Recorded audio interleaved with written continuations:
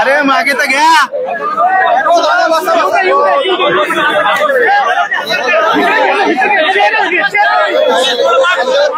विजय गाडगे आता बैठकीमधनं बाहेर आले.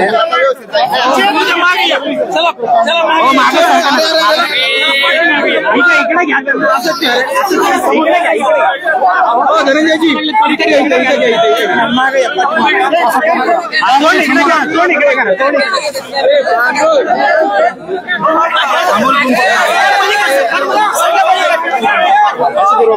इकडे कॅमेरा लावले.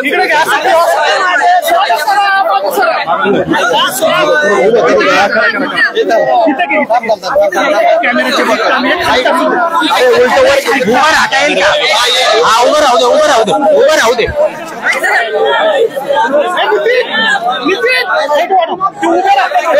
कॅमेरा सेट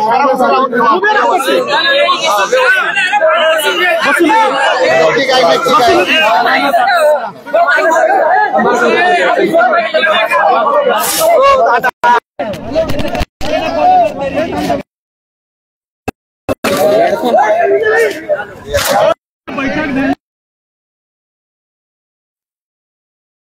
आल्या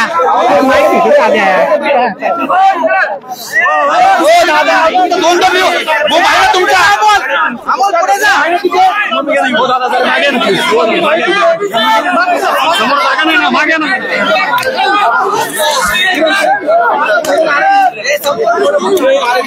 बोला बोला बोला.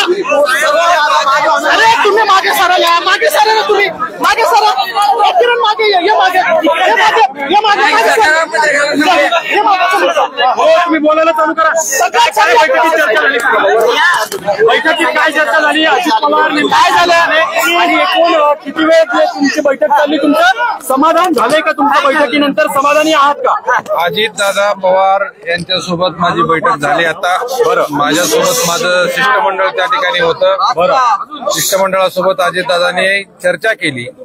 आमचं म्हणणं पहिला प्रश्न आमचा असा होता की दादा आमच्यावर हल्ला तुमच्या कार्यकर्त्यांनी केला, आमची काय चूक होती हा आम्ही दादांना प्रश्न विचारला. दादांनी त्या प्रश्नावर उत्तर दिलं की जे झालंय ते अत्यंत चुकीचं झालंय. महाराष्ट्राच्या राजकारण समाजकारणामध्ये अशा प्रकारच्या गोष्टी नाही व्हायला पाहिजे. त्याच दिवशी मी ऍक्शन घेतली म्हणून त्यांनी मला सांगितलं. त्या कार्यकर्त्याला किंवा त्या पदाधिकाऱ्याला मी पक्षातून काढून टाकले. अशा पद्धतीचं दादांनी उत्तर मला त्या ठिकाणी दिलं. दुसरा विषय होता, त्यावेळेस तटकरेंना निवेदन दिलं. निवेदन दिल्याच्या नंतर मारहाण झाली आणि मारहाणीनंतर आम्हाला पोलिसांनी, लातूर पोलिसांनी मदत केली नाही. किरकोळ गुन्हे दाखल केल्याच्या नंतर त्या लोकांना पहाटेच जामीन दिला जातो. पहाटे अटक आणि पहाटेच जामीन त्या ठिकाणी दिला जातो. यावरही आम्ही शंका दादांपाशी उपस्थित केली. त्यावेळेस दादांनी तात्काळ लातूर एसपींना फोन केला आमच्या समोर आणि फोनवरती सांगितलं त्या छावाच्या कार्यकर्त्यांना ज्या लोकांनी मारले त्या लोकांवरती कडक शासन झालं पाहिजे. तो स्वपक्षाचा असो किंवा विरोधी पक्षाचा असो त्याचा विचार करू नका, कारण या महाराष्ट्रात अशा गोष्टी आम्ही खपवून घेणार नाही. दादांनी स्पष्ट भाषेत त्या ठिकाणी सांगितलेलं आहे. आता उद्या मी इथून गेल्याच्या नंतर लातूर एसपींना भेटणार आहे आणि लातूर एसपींनी पण दादांना सांगितले की त्यांचा पूर्वनी जबाब मी घेऊन पुन्हा एकदा त्यांचं काय म्हणणं आहे आणि त्या ठिकाणी त्या पद्धतीनं गुन्हा दाखल करून पुढील कारवाई आम्ही करू, अशा पद्धतीचं लातूर एसपींना त्या ठिकाणी. माणिकराव कोकाटेंच्या बाबतीत अजितदादा पवार यांना आम्ही निवेदन सांगितलं की दादा अतिशय असंवेदनशील कृषी मंत्री आपण या ठिकाणी राज्याला दिलेला आहे. तो कृषी मंत्री राहायच्या लायकीचा व्यक्ती नाही, त्याला तुम्ही मंत्रिमंडळातून हाकलून द्या अशी आम्ही मागणी अजितदादांना यावेळी केली. त्यांनी आम्हाला एकच सांगितलंय, मला मंगळवारपर्यंत वेळ द्या, काही ना काही निर्णय मी घेऊन तुम्हाला त्या ठिकाणी तुमच्या मागणीला नक्कीच मी मार्ग देईन आणि निर्णय घेईन आणि मी शब्दाचा पक्का आहे असंही त्यांनी त्यावेळेस शब्द वापरलेला आहे. त्यामुळं आम्ही मंगळवारपर्यंत थांबू. जर मंगळवारपर्यंत माणिकराव कोकाटेंचा राजीनामा नाही झाला तर छावा संघटना आणि महाराष्ट्रातले शेतकरी पुन्हा एकदा अजितदादा पवार यांच्या विरोधामध्ये महाराष्ट्रभर आंदोलन केल्याशिवाय राहणार नाहीत, एवढं या ठिकाणी आजच्या पत्रकार परिषदेच्या माध्यमातून मी आपल्याला नमूद करतो.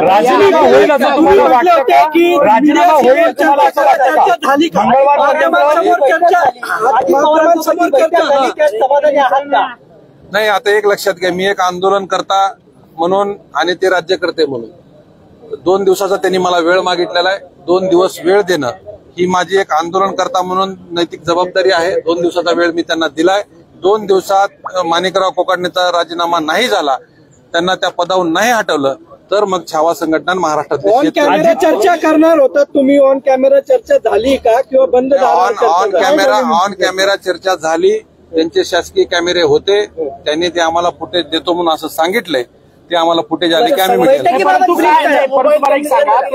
परत निघाला होता, अजित पवार भेटणार नाही.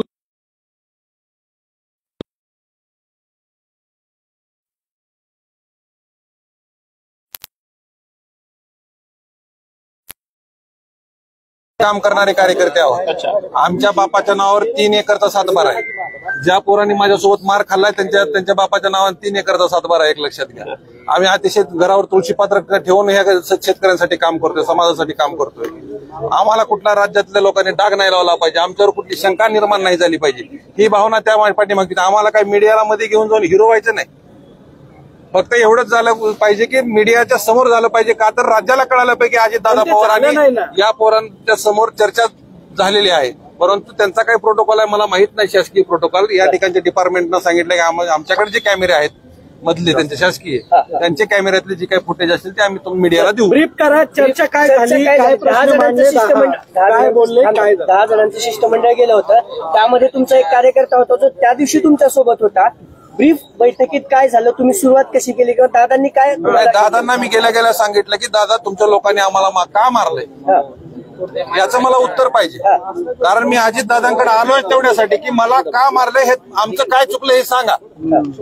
कृषी मंत्र्याच्या विरोधात निवेदन दिलं, कृषी मंत्र्याला पदावून काढा म्हणणं हे आमचं चुकतंय का शेतकऱ्यांच्या पोरांचं, हा प्रश्न विचारला. तटकरेंना निवेदन दिलं, त्या प्रदेशाध्यक्षाच्या समोर निवेदन दिल्याच्या नंतर तुमचा युवकचा प्रदेशाध्यक्ष येऊन आम्हाला मारतो. त्यावेळेस दादांनी अतिशय संवेदनशील भाषेत आम्हाला सांगितलं की हे प्रकार घडलेला तो चुकीचा आहे, त्याला मी तात्काळ पक्षातून काढून टाकले. आणि दुसरंही सांगितलंय की इथून पुढे त्या व्यक्तीला त्या पक्षामध्ये मी स्थान देणार नाही. मंगळवारपर्यंतची वेळ मागितली तर त्या मंगळवारपर्यंत नेमकं काय होणार आहे? मंगळवारची डेडलाईन कशासाठी दिलेली आहे? मंगळवारपर्यंत काय घडणार आहे? मंगळवारपर्यंतची जी वेळ मागितली ती नेमकी कशासाठी मागितलेली आहे? मंगळवारपर्यंत अजितदादांनी जो आम्ही निवेदन त्यांना दिलेलं आहे कृषी मंत्र्याचं, कृषी मंत्र्याला या मंत्रिमंडळातून हकला म्हणून छावा संघटनेचं निवेदन आहे. तमाम शेतकऱ्यांची मागणी आहे महाराष्ट्रातल्या. त्या निवेदनावर दादा बोलताना असं म्हणले की मंगळवारी तुमच्या मनासारखा निर्णय होईल आणि तुम्हाला मंगळवारी कळेल. मी शब्दाचा पक्का आहे. आता त्याच्यात दादाचं काय, तुम्हाला माझ्यापेक्षा जास्त अनुभव दादाचा तुम्हाला जर नाही झालं एक लक्षात घ्या, जर नाही झाला एक लक्षात घ्या, जर अजितदादांनी माणिकराव कोकाटेंचा राजीनामा नाही घेतला, त्यांना त्या पदावरून नाही हटवलं तर छावा संघटना बी शब्दाची पक्की आहे. तुम्हाला अजित पवारांच्या दारात आंदोलन झालेलं दिसत. आंदोलन दारात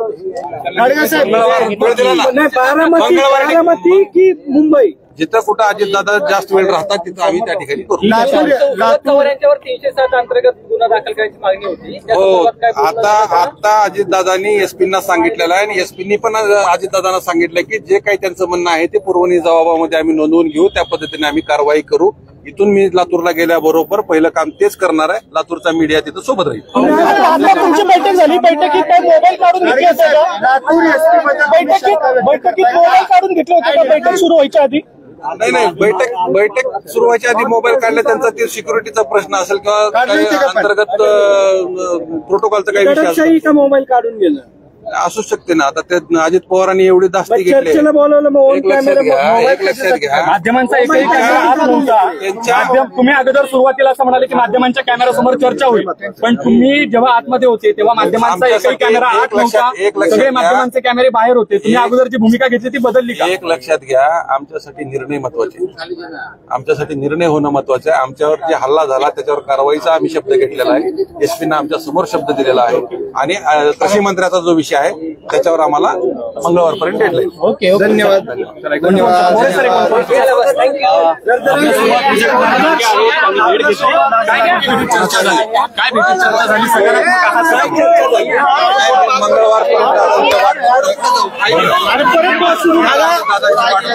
मंत्र्याचा राजीनामा मंगळवारपर्यंत झाला पाहिजे ही भूमिका आमची आहे.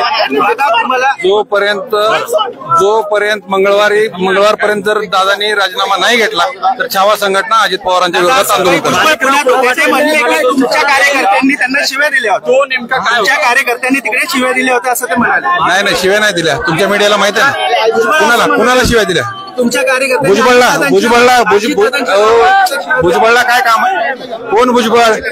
छगन भुजबळ. अहो भुजबळ त्याला काम नाही, तो बिनकामाच्या भानगडीत पडतोय. त्यांना सांगा चुकीच्या भानगडीत पडू नको, तुला माहित नाही, तू तिथं नव्हता.